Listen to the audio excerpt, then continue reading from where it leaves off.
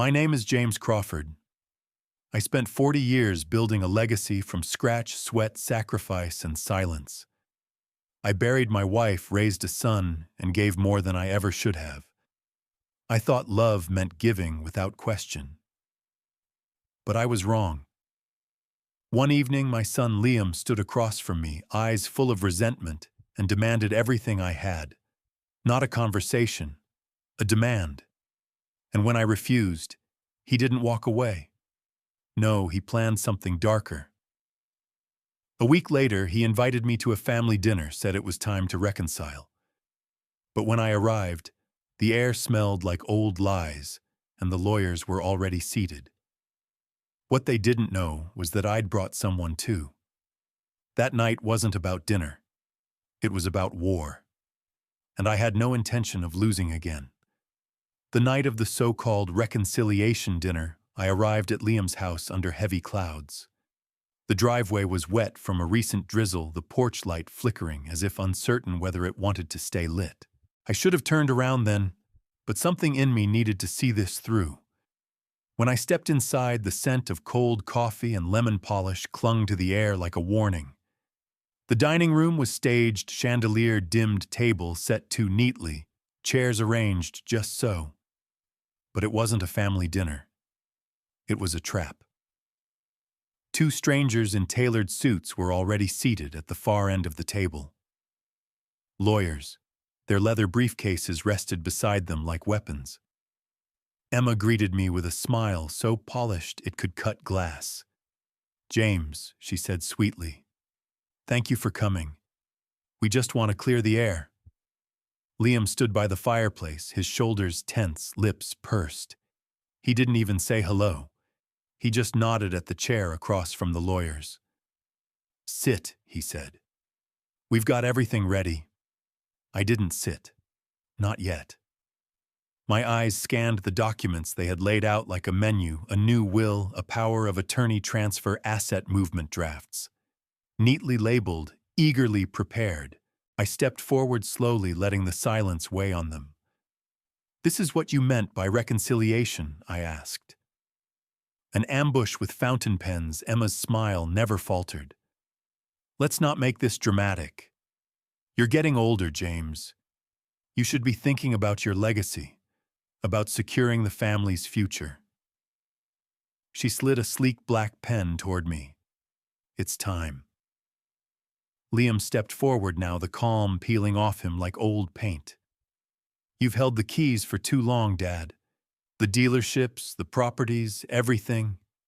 You've built an empire, but you're not eternal. You can't take it with you. It's time to pass the torch." I stared at him. This was the same boy I had taught to ride a bike, whose first car I'd paid for, whose failed businesses I had bankrolled again and again. He had come into the world clinging to my finger. Now he stood here demanding my life's work, with none of the love, only the entitlement.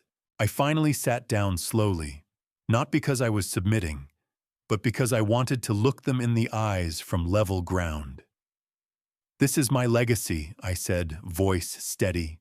"Not a gift, not a debt. I built it with bare hands and sleepless nights. You want it without earning a minute of it." Liam scoffed. "You act like you're a king. All you did was sell cars. That stung more than I let on." I looked at the will again, but didn't touch it. "You want to know what I brought," I said, pulling a folded piece of paper from my coat. "A guest of my own. Not here yet, but close." Emma's smile faltered. What guest? I looked at her calm as stone, the kind that ends charades. The room fell quiet, and I let it. Let the silence grow teeth. Let them stew in their nerves. "I didn't come here to sign anything. I came to warn them, and next time I wouldn't be alone." I left their house without another word, letting the door slam shut behind me. The cold slapped my face as I stepped onto the porch, but it felt cleaner than the air inside that room. I didn't look back. I didn't need to. Their silence behind me was louder than any goodbye. By the time I reached my car, my hands were trembling not from fear, but from fury held tight in my chest, like a coiled spring. I sat in the driver's seat for a full minute watching the rain blur their house into a smear of light and shadow. That house used to mean something. Now it was just a stage for their performance, a set dressed in betrayal. The engine hummed to life beneath my hands. I didn't drive straight home. Instead, I took the long road, the one that wound along the edge of the lake where the trees bent low and the streetlights flickered like stars struggling to stay lit. I needed to think. My pulse was still pounding and the anger had nowhere to go. At a red light, I reached into the glove compartment and pulled out a photograph of Margaret smiling in front of our first dealership. Her eyes were bright, her arm around my waist, like she knew we were building something real. I stared at it, my grip tightening. "They don't deserve any of it," I said aloud, my voice thick. When I got home, the house was still. Just the ticking of the grandfather clock in the hall and the occasional creak of old wood. I poured myself a whiskey, but it sat untouched on the table. Instead, I walked to my study, opened the bottom drawer, and pulled out a manila folder I hadn't looked at in years. Inside were contracts, loan agreements, canceled checks, every financial handout I'd given Liam since he turned 21. Thousands, tens of thousands, hundreds of thousands. Startups that never lifted off. A restaurant that closed in 3 months. Vacations I never took. Each page was a receipt of misplaced hope. I read them slowly, my breath growing heavier with every signature, every line item that screamed of my own denial. Tucked between the contracts was a letter Margaret's handwriting, elegant and gentle. It was dated just before she passed. "You've always given, James. But you must learn to protect what's left of you." I read it 3 times before I folded it neatly and placed it in my pocket. That night I didn't sleep. I sat by the fireplace with the folder on my lap, watching the flames turn orange to ember. Around midnight, I picked up my phone and called the only person who knew how to navigate storms like this, Ron. He answered on the second ring. "James," he said, voice rough but alert. "You okay?" I looked at the fire, the flicker reflecting off the photo of Margaret on the mantel. "I need your help," I said. "It's bad." A pause, then, name the place and time. I exhaled the knot in my chest, loosening just a bit. "Downtown. That steakhouse you like. Tomorrow noon. I'll be there," he said. No hesitation. That's the kind of loyalty you can't buy. And the kind of fire Liam and Emma had no idea I still carried. The steakhouse smelled of charred meat and expensive secrets. I arrived 10 minutes early and asked for a booth in the back, away from the windows. The waitress led me past couples on quiet dates and businessmen swirling bourbon like it held the answers to their lives. I settled into the corner, the leather seat creaking beneath me, and placed the folder on the table like it was a second guest. Inside were the ghosts of every dollar I'd given Liam, the kind of ghosts that didn't haunt you in your sleep, but in your bank statements. Ron showed up right on time, overcoat dripping with rain, gray hair slicked back from the weather.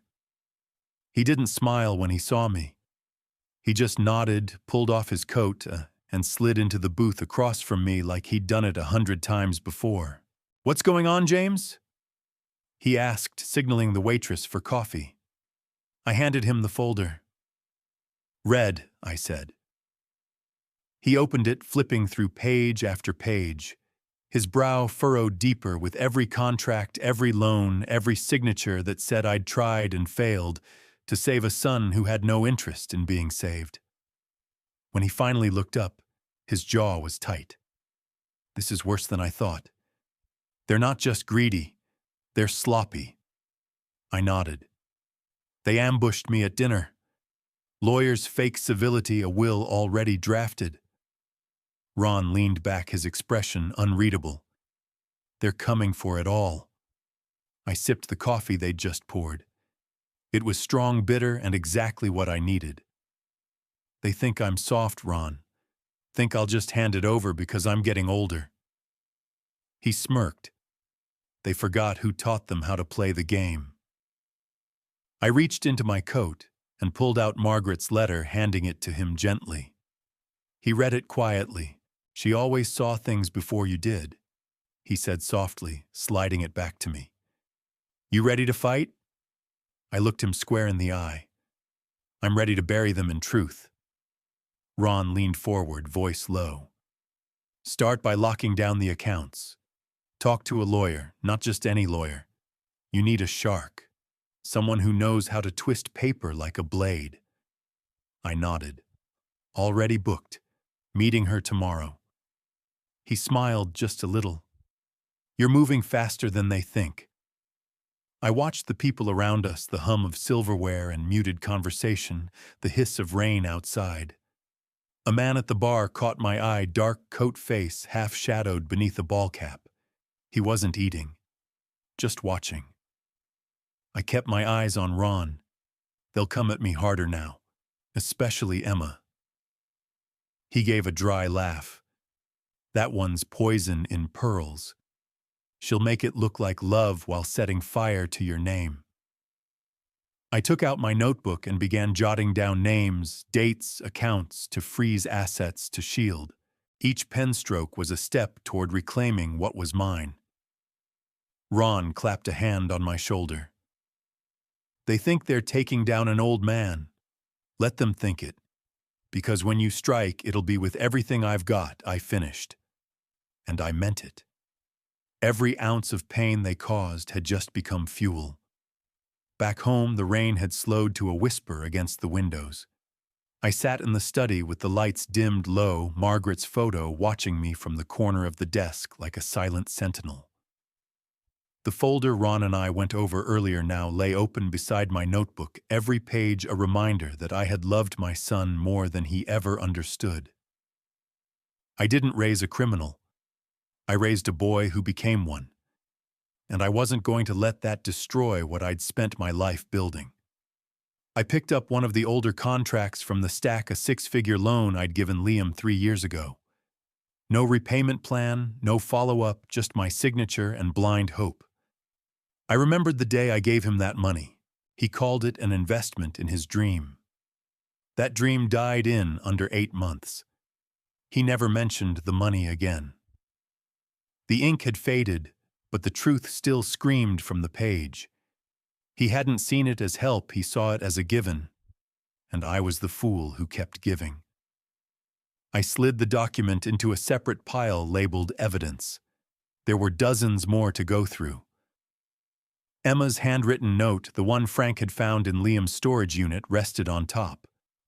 I reread it slowly, her words laced with venom. James clings to his money like a dying man to air. He's not eternal. We'll take what's ours. That wasn't just contempt. That was strategy, a plan, calculated. I stared at her script, clean and feminine, but each letter dug like a blade. She'd studied me, understood how to manipulate Liam, how to prod his resentment until it turned to action. But she miscalculated one thing. I still had fight in me. I stood, walked to the kitchen, poured a fresh glass of water, and stared out into the backyard where the leaves shimmered in the low light. The old oak tree was still standing even after the last storm. So was I. By morning, I had a spreadsheet ready. Dates, amounts, missed repayments, statements, tax records. A lawyer wouldn't just need ammunition, they'd need proof that could stand on its own. I wanted to bury Liam and Emma in the weight of their own carelessness. I dressed with purpose, navy coat, clean shirt, pocketed the letter from Margaret, and called the number Ron had given me. Her name was Ellis Martin. Her receptionist picked up on the second ring. "Mr. Crawford," she said. "She can see you this afternoon." Perfect. The drive to the law firm was a blur of traffic lights and windshield wipers. My thoughts sharpened with each passing block. I wasn't nervous. I was focused. focused like I hadn't been in years. At the firm, the elevator dinged open to the 10th floor, where the air smelled of fresh paper and leather. Ellis's office was tucked in the back, the name on the door embossed in gold. I knocked once. "Come in," a calm voice answered. And there she was, silver-streaked hair pulled tight, glasses low on her nose, eyes sharp like they'd already sized me up. "I hear you're looking to take down your own blood," she said, not as a question, but as a declaration. I nodded. "They started this. I'm here to finish it." Ellis didn't waste time. She motioned for me to sit, closed the door behind us, and pulled a legal pad from her drawer. "Tell me everything," she said. I laid the folder on her desk, flipping it open with deliberate care. She scanned the first few pages, her eyes narrowing as the scope of Liam's recklessness became clear. "He didn't just take advantage of your generosity," she said. "He exploited it. There's a difference." I nodded, keeping my voice even, and Emma knew every inch of it. She's the one pulling strings now. Ellis tapped her pen against the desk. "You're not the first father I've seen betrayed by his child, but you're one of the few who came in before it was too late." I leaned back, fingers laced together. "I'm done being sentimental. I want them boxed in. Legally, financially, every way possible." She opened a laptop, her fingers dancing across the keys.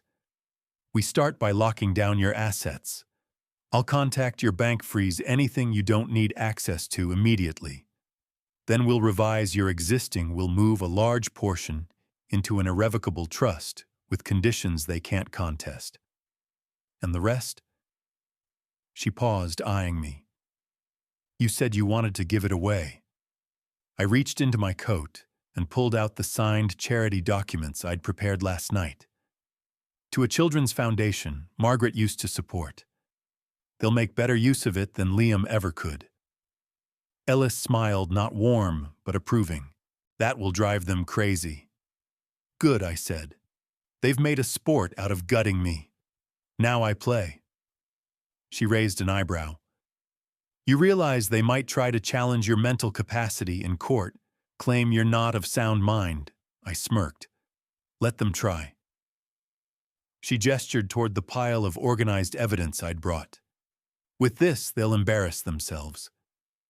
She began outlining a timeline, revised documents, trust structure, forensic accounting, to prove Liam's debts and a public trail if needed. "We're going to do this clean, fast, and with precision," she said. "You won't even need to raise your voice." The meeting stretched into early evening. By the time I stepped out of her office, the sky over Chicago had turned steel gray, the streets glossed with light rain. My coat collar was pulled high against the wind, but the cold didn't bother me. I felt sharper than I had in years. I walked to my car with a steady pace, Ellis's voice still echoing in my mind. "They think you're weak. Let that be your greatest advantage." I drove home through the rain, windshield wipers swaying like a metronome. The house greeted me in silence, but not in grief. This time it felt like readiness. I stepped inside, took off my coat, and headed straight for the study. On the desk sat the original will they tried to get me to sign. I looked at it for a long moment, then slowly tore it in half, each rip loud and satisfying. I tossed it into the fireplace and lit the match. The flames caught quickly, curling the edges, devouring their greed line by line. I didn't flinch.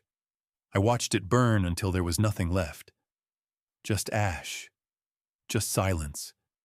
Just the beginning of my war. The next morning broke with a quiet urgency. I didn't need an alarm. The ticking of the grandfather clock in the hallway had become the rhythm of my resolve. I skipped breakfast and went straight to the study. Frank had said he'd send the latest findings by noon, but he was early. At 9:17 a.m., the doorbell rang. I opened it to find a delivery courier standing in the drizzle holding a sealed manila envelope. "Mr. Crawford," he asked. I nodded and signed. The envelope felt heavy in my hands, heavier with truth than paper ever should be. I brought it inside, shut the door, and walked to the kitchen table where sunlight filtered through rain-streaked windows. I slit the envelope open with my thumb and spread the contents out like a crime scene. Frank didn't disappoint. Bank statements, screenshots, credit card receipts, each one a breadcrumb on the trail of Liam's downward spiral. 50,000 in debt from luxury cars, failed investments, and designer suits he couldn't afford. One photo hit harder than the rest.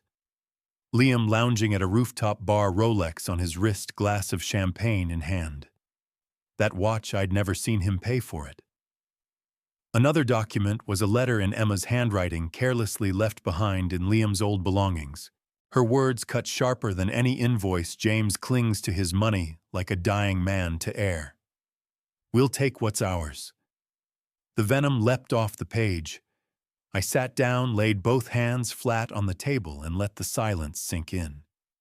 Not just betrayal, premeditation. Emma had orchestrated every step of this with the precision of a CEO in a hostile takeover. Liam was the blunt object. She was the scalpel. I pulled my notebook close and wrote one word in all caps: control. Then I made two lists: Liam, debt, recklessness, pride. Emma, manipulation, appearances, precision. That was their weakness. His ego and her obsession with status. As I flipped through the last few pages, I found a report from a private banking officer. Emma had applied for a personal line of credit using inflated charitable claims. I knew that charity. It barely existed. Just a shell for tax breaks and image polishing. Frank had even included screenshots of her social media where she boasted about philanthropy that never happened. All smoke, all mirrors. I leaned back in my chair, exhaling slowly. "You're playing checkers," I murmured to the empty room. "I'm building the chessboard." I stood and walked into the study, carrying the new stack of ammunition, like sacred scripture. Margaret's photo watched me as I arranged the evidence across my desk. I tapped one finger against Emma's letter. "You wrote your downfall in cursive, sweetheart," I said. I called Ellis. She answered on the first ring. "We've got more," I told her. "A lot more." Her voice was calm but alert. "Then let's tighten the screws." The storm outside had passed, but inside something colder was settling. This wasn't just defense anymore. This was offense.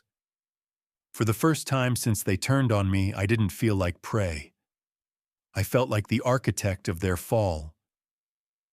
Ellis's office was warmer this time, not just in temperature, but in energy. She leaned over her desk with sleeves rolled, glasses low, and that focused gleam in her eyes that told me we were about to escalate. I handed her the new file from Frank: Liam's debts, Emma's false charity, and the venom-laced letter. She skimmed quickly, her jaw tightening as she read. "They didn't just try to manipulate you," she said. "They left fingerprints on everything." I watched her highlight phrases, circle figures, flag entire pages. "This isn't just useful," she said. "It's leverage, and it's going to sting." She pulled a thick legal binder from her cabinet and opened it to a section labeled Pre-Litigation Strategy. "We're not filing suit yet," she explained. "But we'll prepare everything as if we are. That'll keep them guessing and, more importantly, nervous." I nodded. "I want them off balance. I want them fighting shadows while I walk through the front door." She smiled at that. "You will." Ellis drafted a cease and desist letter addressed to Emma and Liam. Not to be sent yet, but ready to be. It listed potential civil liabilities, misuse of personal loans, and reputational damage stemming from their fake charity claims. She tapped the letter with her pen. "If we leak this anonymously to the press, it'll shake her image in a day." I raised an eyebrow. "I thought we weren't going public yet." "We're not. Not fully. But trust me, Emma's weakness isn't in the courtroom. It's in her reflection. If the mask cracks, she crumbles. That was the difference between them and me. They lived on perception. I lived on structure. What they saw as aging, I knew, was seasoning. What they thought was weakness was just restraint. I'd buried a wife, survived a market crash, rebuilt my business twice, and watched friends fade into memory. They thought they were facing an old man. What they were actually facing was time itself, and I'd learned how to wait better than anyone. Before I left, Ellis paused me. "There's something else," she said. She pulled a page from the back of the folder and placed it in front of me. It was a clause from an old business contract, an agreement Liam had co-signed years ago when I helped fund one of his ventures. The clause stated that in case of insolvency or default, any assets under his name could be reviewed for prior fraudulent transfers. I stared at it. "You think he tried to move money? I think Emma did. Probably through that fake charity." She looked at me. "This gives us the right to demand an audit. And if there's a single misstep, we have grounds to freeze accounts or initiate asset recovery." The air in the room changed. This wasn't just strategy now. It was a loaded weapon, and I finally had it aimed in the right direction. I left her office with the document folded neatly in my pocket. As I walked down the street, Chicago's wind biting through my coat, I didn't feel cold. I felt locked in, focused, empowered. They thought I was standing still. They hadn't seen how fast I could move. The next move wasn't legal. It was personal. And it had to come from the shadows. That evening, I sat at a corner booth in a quiet cafe in downtown Neepville, my laptop open, and a cup of strong black coffee steaming beside me. The world outside was blurred by a soft drizzle, the kind that muted the chaos of the city. I wasn't here to relax. I was here to strike. On my screen was a draft of an anonymous email subject line, "Fraudulent Charity Practices, Emma Crawford." Inside were screenshots, financial inconsistencies, and a polite nudge to investigate the legitimacy of her philanthropic claims. I read it 3 times before hitting send. It went to 3 local journalists, 2 watchdog blogs, and a business ethics forum. Within the hour, it was out in the world. I closed the laptop, sat back, and watched the rain. The silence was different now, not empty, but full of intent. I sipped my coffee, feeling no guilt. If they wanted to play dirty, then I'd introduce them to clean revenge, the kind built on facts, truth, and time. Before I left, my phone buzzed. A notification popped up. One of the bloggers had posted the first article, "Emma Crawford Philanthropy or Fiction." The title was mild, but the contents weren't. Her Instagram photos were placed side by side with evidence showing the so-called charity had no registered operations or employees. Comments started flooding in. Some mocked, others accused, all questioned. The damage was beginning. I drove home with the radio off, letting the ticking of the turn signals and the rumble of the engine fill the space. At every stoplight, I checked my phone. Another article, a new tweet. Her carefully crafted persona was unraveling faster than I'd imagined. When I pulled into my driveway, I sat in the car for a moment, staring at the house across the street. Liam and Emma's. The lights were on, curtains drawn, shadows moving. I didn't need to see inside to know what was happening. Their world was no longer calm. Inside, I spread out the documents again and added fresh notes to my notebook. One word, reputation. That was her currency, her leverage, her leash, and it was slipping. I got a call just after midnight. "Elis, they're rattled," she said. "Emma's PR team is scrambling. A source inside the firm says they're considering legal action, but they don't even know who to sue." I smiled. Let them waste time chasing ghosts. Ellis's voice was firm. This gives us cover to move. If they're distracted, they won't see the next play. What's the next play? I asked. Court order for asset disclosure. We make it look like routine due diligence. But what we're really doing is forcing them to open the books. If they hide something now, it's obstruction. I leaned back in my chair, the leather creaking beneath me. Then we push. We already are, she said.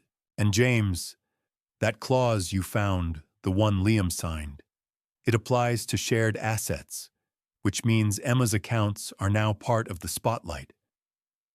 I didn't speak for a moment. I just let that settle like a stone in water. The web was tightening, and for once I wasn't the one caught in it. I was pulling the thread. Morning came with an edge. A low fog rolled through Neepville, clinging to the lawns and sidewalks like a quiet warning. I sat in my car, parked a block from Liam and Emma's house engine, off, coffee in hand. The tow truck was scheduled for 9 a.m. sharp. Right on cue, its yellow lights appeared at the far end of the street, moving slow and deliberate like justice dressed in diesel. The driver stepped out, clipboard tucked under one arm, and began inspecting Liam's cherry-red convertible, a car I knew he had no business owning. He hadn't made a payment in 4 months. The court order for repossession had come through last night. Fast-tracked, through contacts Ellis pulled. Liam's front door swung open. He came out, disheveled shirt, wrinkled barefoot, phone clutched to his ear. "Wait, wait, wait!" he shouted, jogging toward the truck. "This is a mistake." The driver didn't even flinch. "Court order, buddy. Take it up with the bank." I watched as Liam scrambled, his voice rising, desperation dripping from every word. "Give me a week, just 1 week." The tow hook latched to the car's undercarriage with a heavy metal click. That sound, final, unrelenting, cut deeper than anything I could have said to him in person. A few moments later, Emma stormed out. High heels clacking, face set in fury, hair tied back like a noose. "You said this was handled," she hissed at him. "You said everything was covered." She shoved his arm away when he reached for her, and he shrank in front of her like a scolded child.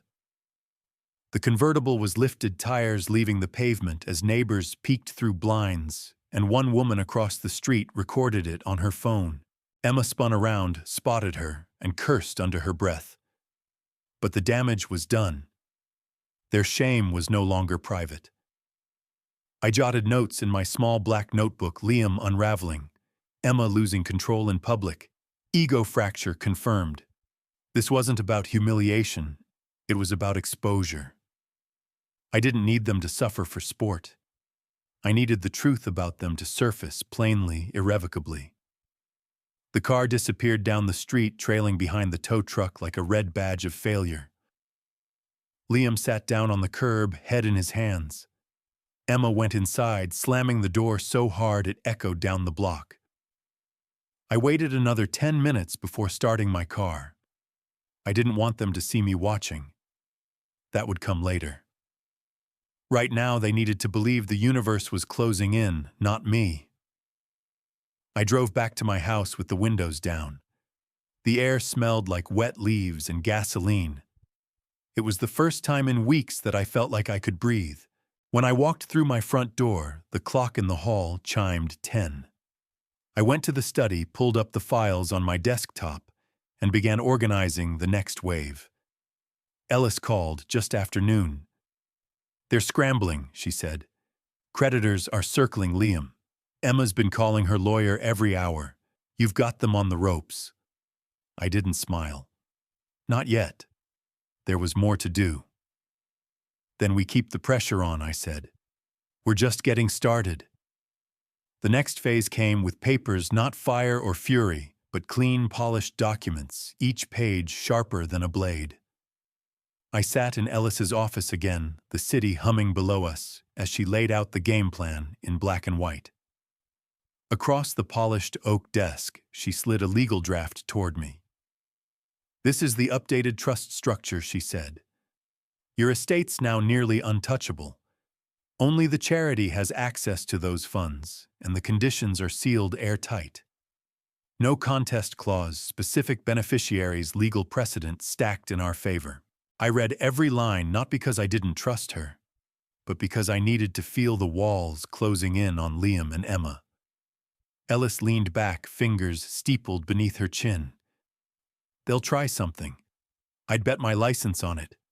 Probably file to challenge your mental capacity. Paint you as unstable.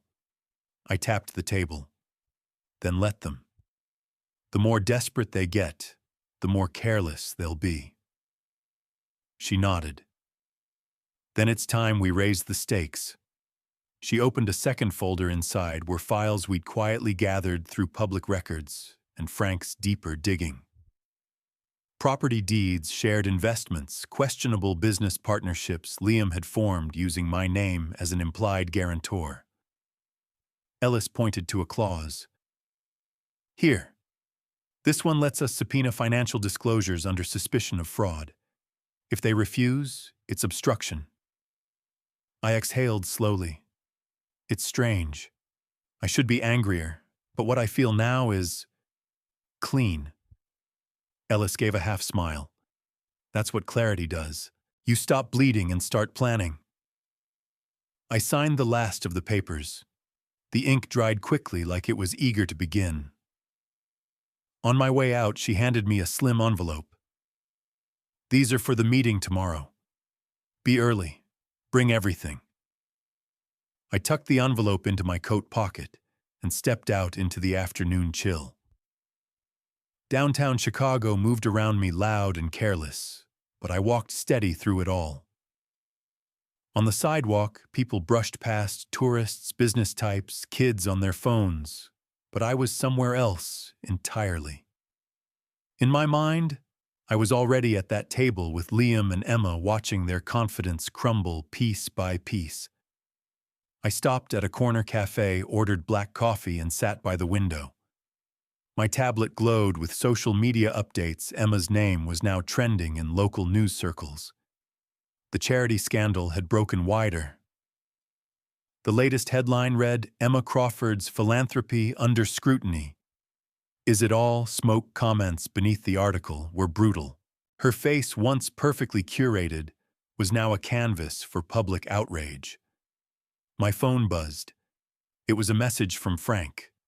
Just 2 words, they're cracking. I took a long sip of coffee, letting the bitterness settle across my tongue. The world outside blurred with light rain, but inside me everything was sharp. Purposeful. I opened the envelope Ellis had given me. Inside was a copy of a legal motion prepared to expose the forged will, an airtight argument backed by timestamps, bank records, handwriting analysis. My fingers tightened on the folder. They wanted a fight. They were going to get a reckoning. Emma showed up at my door just past 6 in the evening. The sky was bruised with clouds, the street damp from a passing storm. Her coat shimmered faintly with moisture, and her heels clicked once against the porch tile before she offered me a smile so sweet it made my stomach turn. James, she said, voice coated in honey, I came to apologize. We got carried away. I didn't answer. I simply stepped aside, letting her in like I would a guest I didn't trust. She entered with the poise of someone who believed she could still win this. Her eyes scanned the living room, quickly absorbing details: the photo of Margaret on the mantel, the quiet hum of the grandfather clock, the single folder sitting on my desk. She noted everything. She always did. I moved into the kitchen, filled the kettle, and let the hiss of the gas burner cut through the silence. Emma sat in the armchair near the fire legs, crossed her purse, perched carefully in her lap. Liam's been under pressure, she said after a moment. He wasn't raised for this kind of scrutiny. You know how emotional he gets. I glanced at her, my face unreadable. This scrutiny didn't fall from the sky. It was earned. She didn't flinch. We never meant to hurt you. We just thought, Maybe it was time to talk about the future. Her eyes drifted to the document on the side table, the one Ellis had me sign that morning, a finalized transfer of my primary estate holdings into the children's charity Margaret used to champion. Emma's gaze tightened. Just for a moment. Just enough. I watched her carefully, that I said casually, just a small gesture in Margaret's name, something that should have happened years ago. Emma's smile stretched, but her jaw had locked slightly. You're very generous, James. Always have been. Too generous, I replied. She leaned forward, her voice lowering. Look, we all make mistakes. Maybe we got ahead of ourselves, but we're family. We can start over. The word hung between us, family. She said it like it still meant something, like it hadn't been trampled under paperwork, lies, and greed. I studied her. Her makeup was immaculate, her posture perfect, but her hands betrayed her fidgeting slightly with the strap of her purse, her thumb grazing her fingernails in a slow, circular motion. She was nervous, and she was trying not to show it. I set a cup of tea in front of her and sat opposite. Emma, I said softly, do you know what Margaret used to tell me, that truth needs no polish? Only liars need gloss. She blinked. Once, then looked down at her cup. I let the silence sit. Outside, the rain began again, light but persistent tapping at the windows like a rhythm I no longer feared. She looked up, composed but smaller now. Maybe we can work something out, she offered. For Liam's sake. I smiled. Maybe I said, but I already knew the truth. She wasn't here to make peace. She was here to measure the walls before trying to knock them down. She slipped up 15 minutes into our conversation. It wasn't loud. It wasn't dramatic. It was just a single word hour. We were talking about the estate, and she said, we know the value of that lake property. It's part of our future. The second the word left her mouth, her eyes flickered. It was almost imperceptible, but I caught it. She'd rehearsed every sentence before walking into this house. That slip, that was pure instinct, pure entitlement. She wasn't negotiating. She was recalibrating, testing boundaries, gauging how far I'd moved the fence before she made another push. I let the word hang there like a scent in the air. I didn't correct her. I didn't react. I simply reached for the tea kettle and poured myself another cup. That's a nice view, she said, gesturing to the back window. The lake glinted under the gray evening sky. You must spend a lot of time here thinking. I leaned back in my chair. I used to. These days I spend more time preparing for what she asked. Her voice was light, but there was tension underneath it. I smiled. For endings and beginnings. She didn't respond, but I saw her glance again at the charity transfer document on the table. It was angled just right, just enough for her to see the foundation's name. Ellis and I had placed it there for a reason. Emma shifted in her seat. Her nails tapped once against her cup. You always did love dramatic metaphors, James. No, I said. I just stopped pretending people were who I wanted them to be. Her smile faltered again. Liam made mistakes, she said quickly. But he's your son. You gave him everything once. Doesn't he deserve a second chance? I met her eyes. Second chances are earned, not demanded. She bit the inside of her cheek, then looked down at her cup. I gave her a few seconds of silence to feel the weight of it. Then I stood. Let me walk you out, I said. She hesitated, stood slowly, her purse tucked against her side like armor. At the door she turned and tried once more. Think about what I said. About family. About what's fair. Fair, I repeated, as if testing the word for truth. I'll think about it. I opened the door.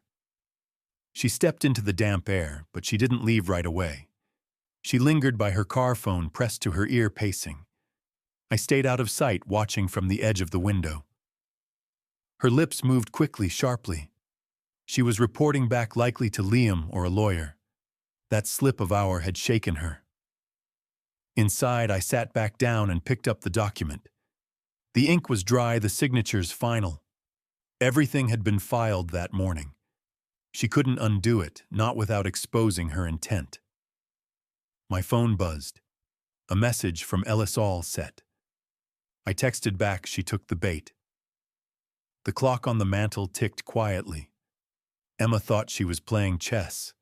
She hadn't noticed the board was already tilted, the pawns already rigged, and the final move just inches from checkmate. The next morning, I sat alone at a small cafe in downtown Chicago, tucked into a corner booth, with a hot coffee and my tablet glowing in front of me. The posts were already up. Ellis's contacts had timed them perfectly.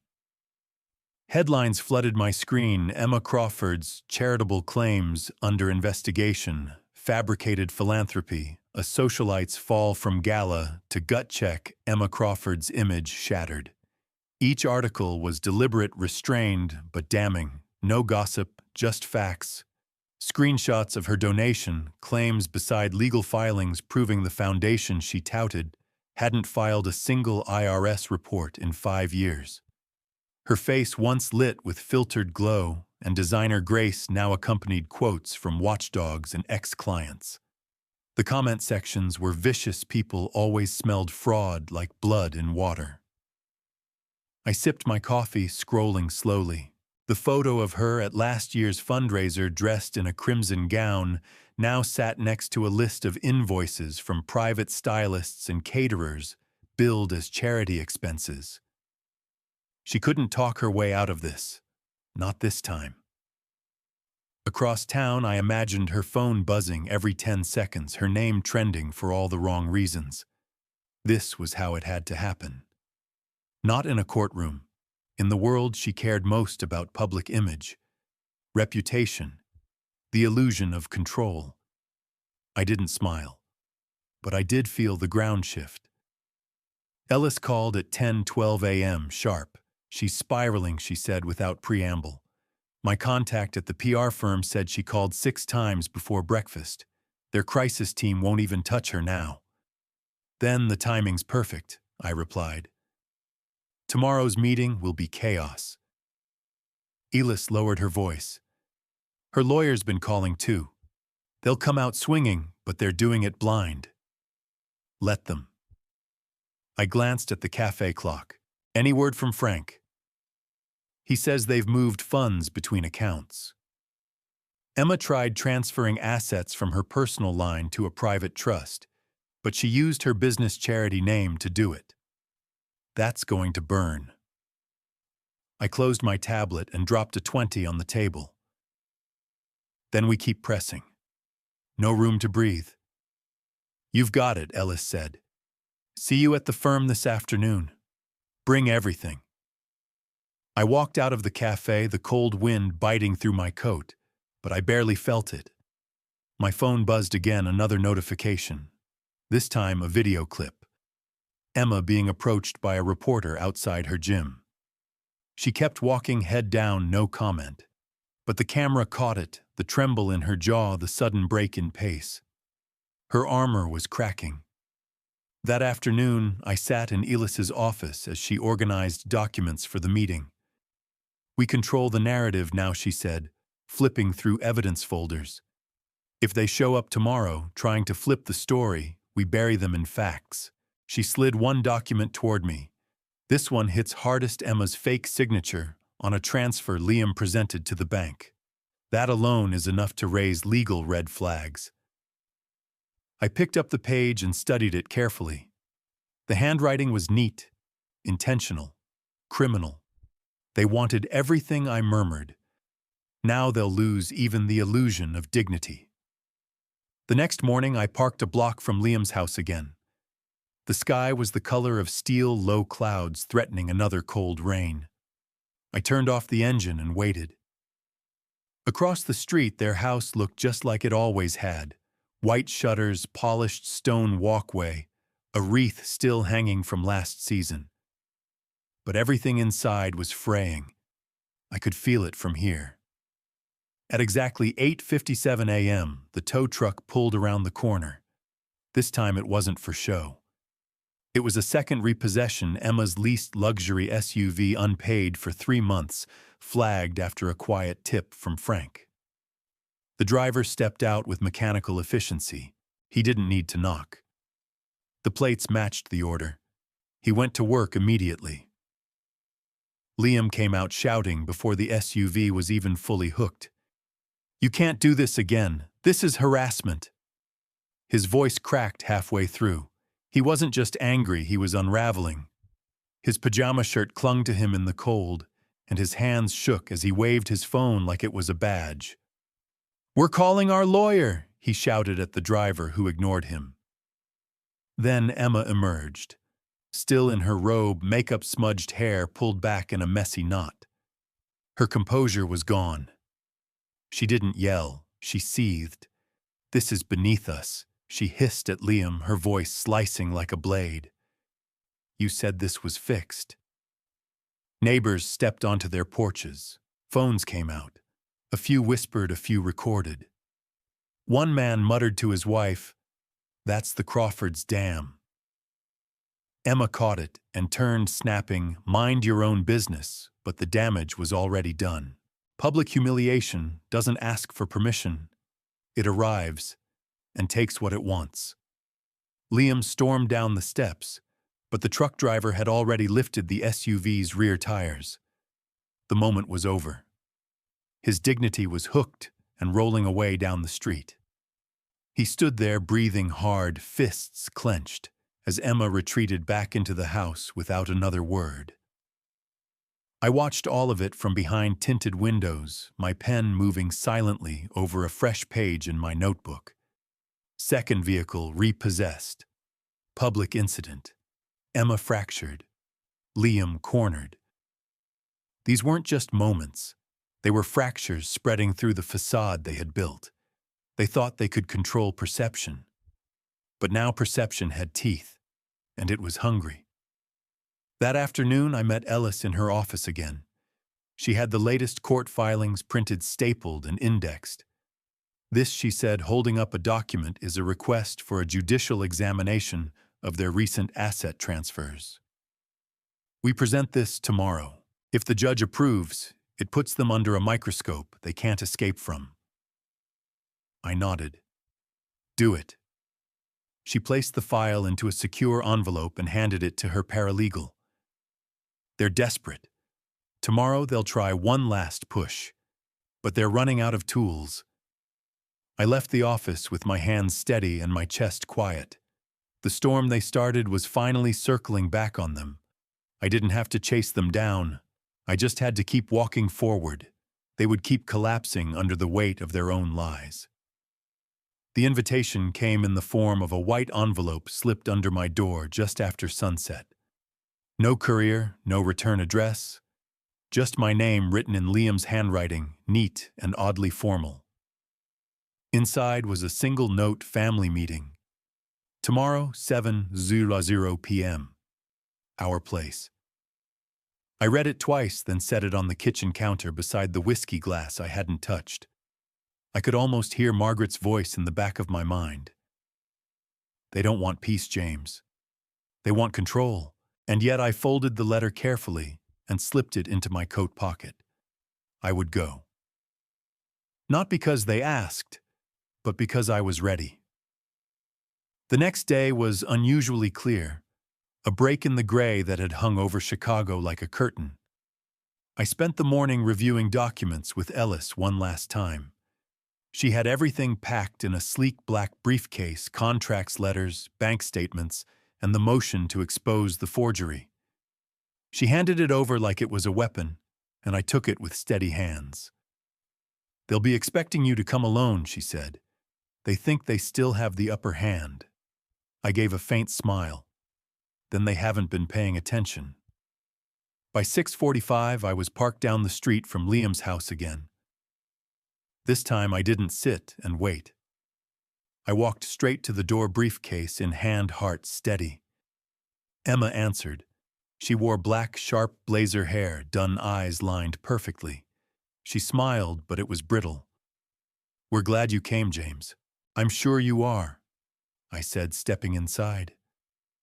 The dining room was set again just like last time. Same chandelier, same polished wood. But this time they weren't hiding it. Their lawyer sat at the table already, a man with slicked hair and a smirk that didn't quite reach his eyes.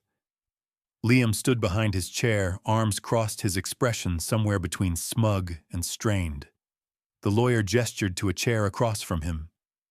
"Mr. Crawford, thank you for coming. We've prepared a document that outlines a revised estate plan. Your son has concerns about your health, about the future. He's simply trying to ensure clarity and protection for the family." I sat slowly, placing the briefcase beside me. "Let me guess," I said. "You want me to sign everything over now and enjoy a comfortable retirement while you manage the mess?" Emma shifted in her seat.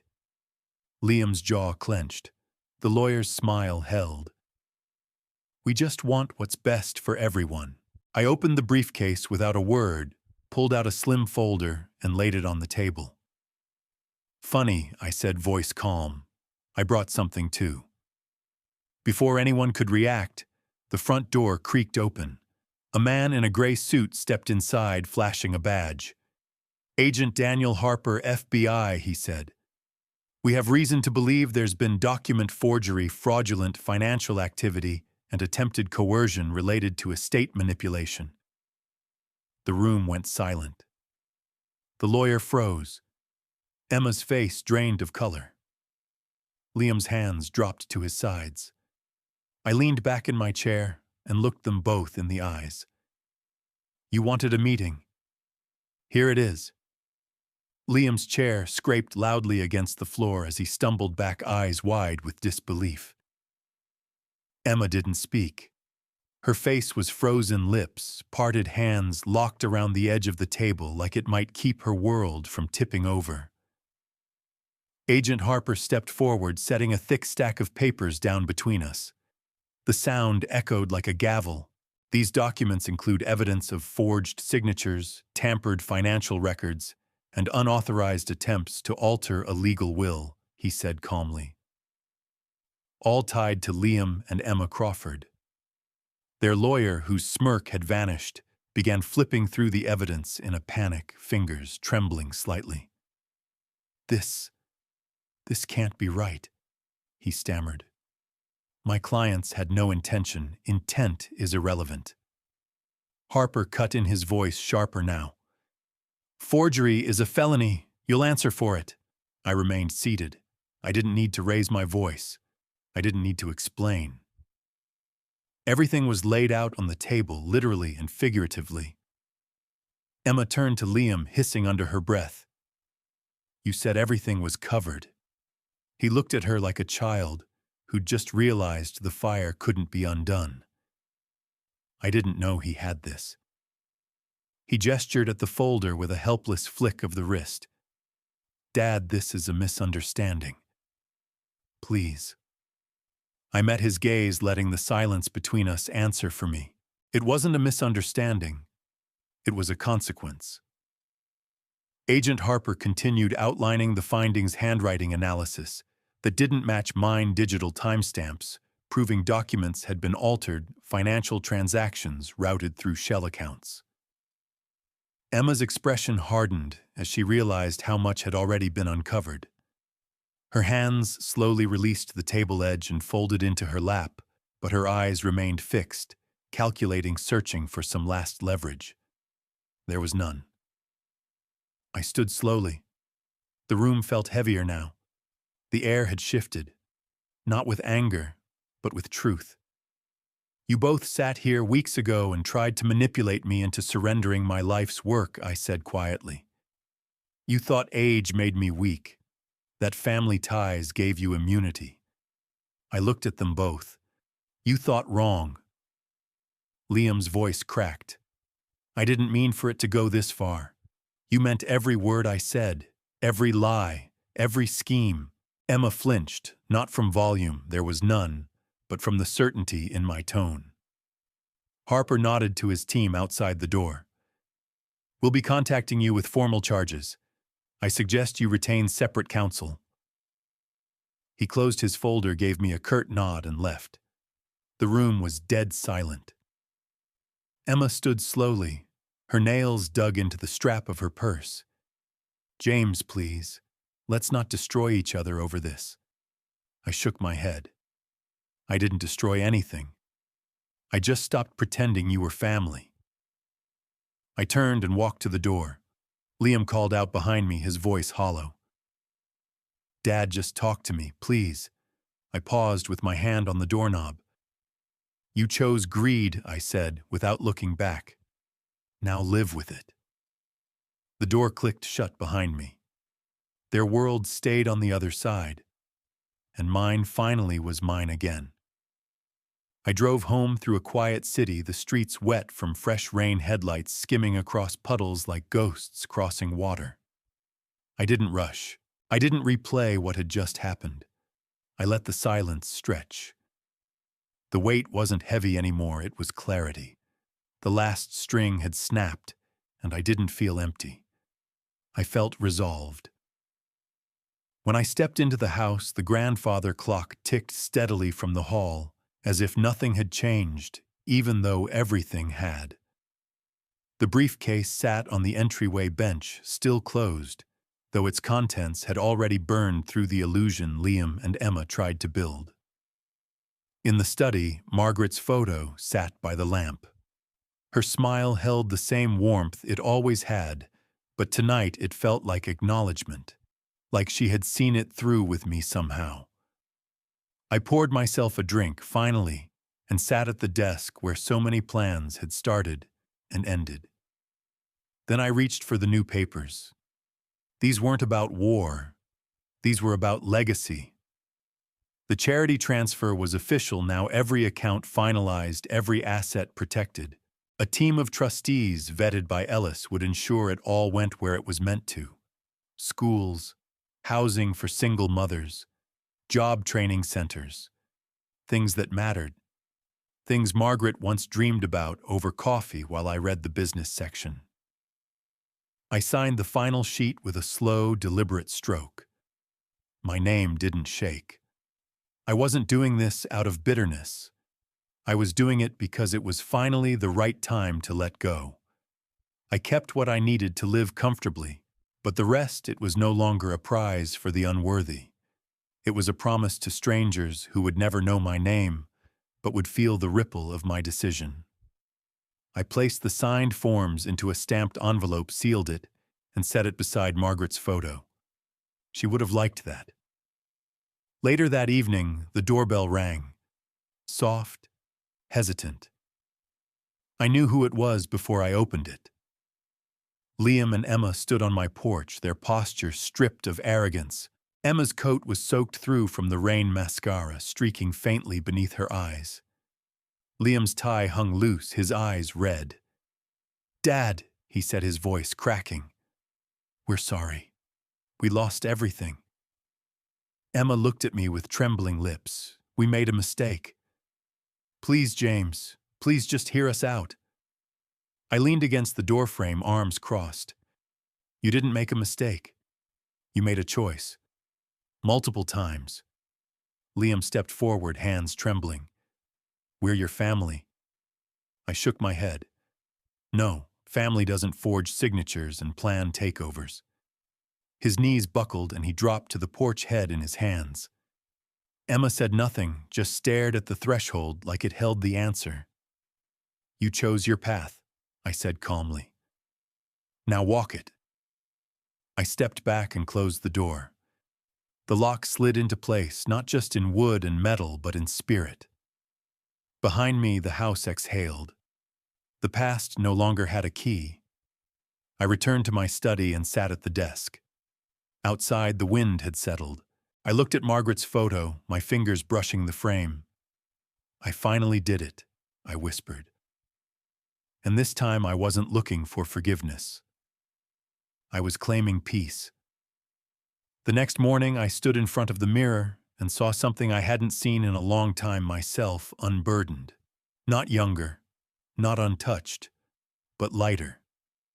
The kind of weight that disappears, not because it vanishes, but because you finally decide to stop carrying it. I buttoned my shirt, knotted my tie, and drove into the city. Ellis and I had a meeting at the charity office. Nothing dramatic, just formalizing the launch. But the mood felt different. This wasn't revenge anymore. This was rebuilding. The office sat on a quiet street near the river, a modest brick building with ivy climbing the sides and a blue awning fluttering in the wind. Inside, the scent of fresh paint and coffee greeted me. Volunteers bustled about, sorting boxes, typing behind small desks, hanging colorful drawings on the walls, crayon suns, and stick figures and notes that said things like, "Thank you for the new shoes," or "I love after-school tutoring." I hadn't expected to feel anything. But I did. Something warm. Something real. I sat with the program director, a young woman named Carla, who had a binder of proposals and a laptop filled with photos of their work kids laughing in classrooms, women learning to code, families receiving rent support. "Your donation is changing everything, Mr. Crawford," she said. "You're giving people the kind of fresh start that most never get." I nodded quietly. It was humbling and grounding. All the noise from the past few weeks, the lawyers, the threats, the forged papers, it faded in this space. Here there was no greed, just purpose. As I signed the final disbursement papers, my phone buzzed. A news alert. Liam and Emma Crawford, formal charges filed for estate fraud. I didn't even flinch. I set the phone down without reading further. I didn't need the details. Their path was no longer mine. They would be in court. They would face fines, maybe worse. But I wouldn't be there.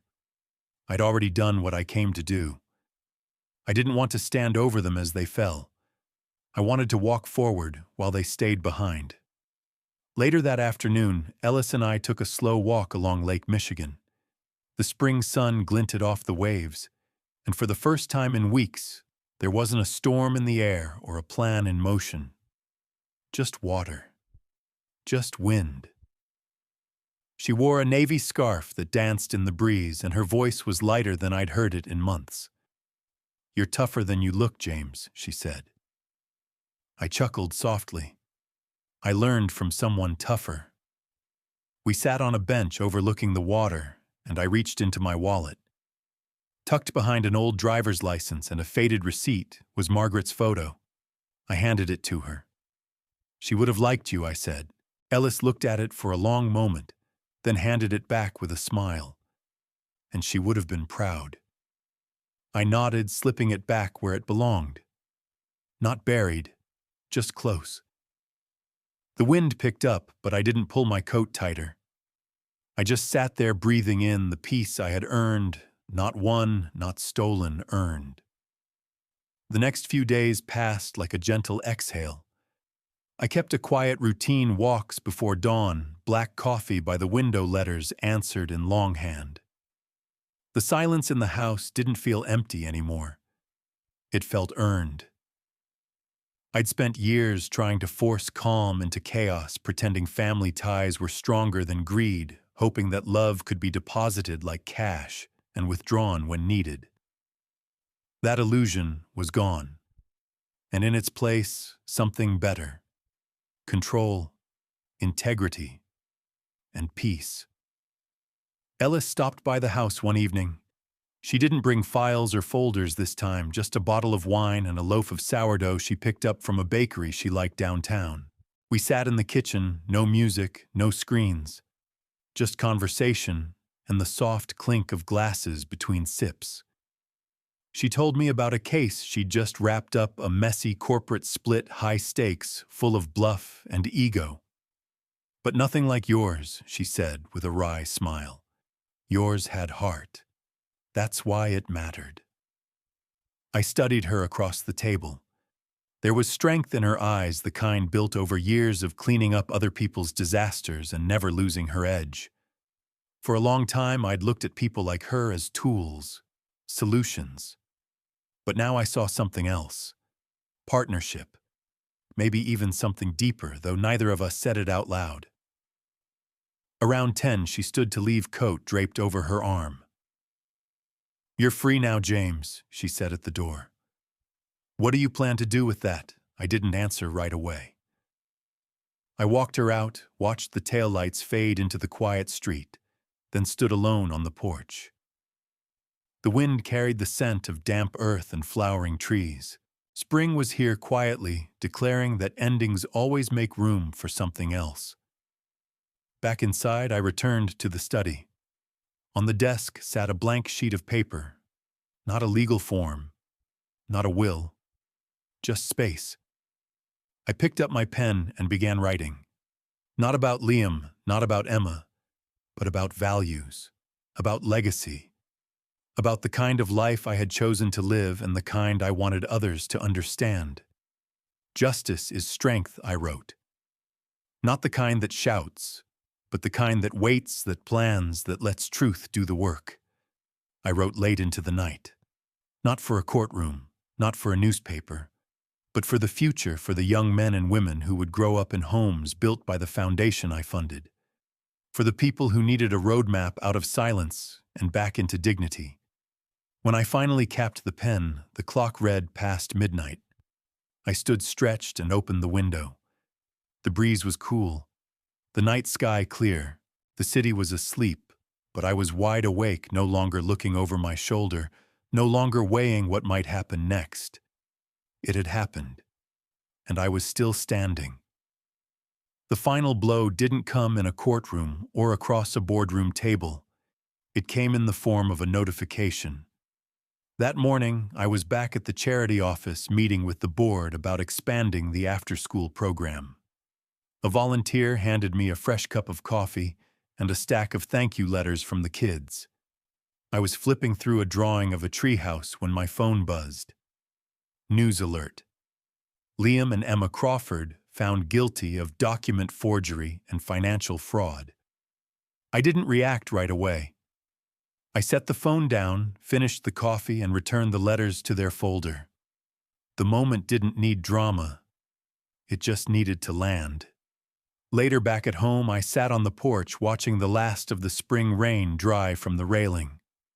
The woods smelled clean, like the world was starting over. I read through the article. Liam and Emma had accepted a plea deal. No jail time, but massive fines, public record exposure, and mandatory community service. Their lawyer had spun it as a learning opportunity. The press wasn't buying it. Neither was the public. The comment section was brutal. And for once, I didn't look away. I didn't gloat. I didn't smile. I just let the feeling move through me like air. This wasn't triumph. This was closure. That evening, Ellis returned. No briefcase, no business. Just her in jeans and a navy sweater, holding a second bottle of that same wine. "Thought you might want to mark the end of it all," she said. We didn't toast. We didn't even talk about Liam and Emma. We talked about the charity, the new garden she was planting at her apartment, a jazz record she found at a thrift store in Bronzeville. It was light and easy, and nothing like what the last few months had been. Before she left, I walked her to her car. The porch light caught the silver in her hair and the softness in her eyes. She turned before getting in. "Do you think they ever really loved you?" she asked. Her voice wasn't cold. It was curious. I didn't answer right away. I looked at the house, the windows glowing gently, Margaret's photo still lit inside by the desk lamp. "I think they loved what I gave them," I said, "but not who I was." She nodded once quietly, like she already knew. After she drove off, I went inside and pulled out the letter I'd started in the study. I folded it, sealed it, and tucked it into a drawer I rarely opened. It wasn't for Liam. It wasn't even for me. It was for anyone who found it years from now and needed to know that strength doesn't always roar. Sometimes it just endures. As I stood by the window watching the last light leave the sky, I realized something I hadn't said out loud yet. I was no longer waiting for them to change. I had changed. I had chosen truth over comfort, boundaries over approval, and peace over pain. And this quiet, clean ending was my reward. I sit now in the same study where everything began. The clock ticks softly, the rain has stopped, and my house feels settled. I've signed the last papers, made peace with silence, and given my legacy to strangers who need it more than those who tried to steal it. I didn't choose this path because I wanted to win. I chose it because I refused to lose what mattered most: my dignity, my voice, my name. If you're a parent holding on too tightly, hoping your love will teach gratitude, know this: sometimes the most loving thing you can do is let them walk away empty-handed. I don't regret protecting what I built. I only regret not doing it sooner. Justice is quiet, and sometimes the loudest message you can send is to simply close the door and not open it again.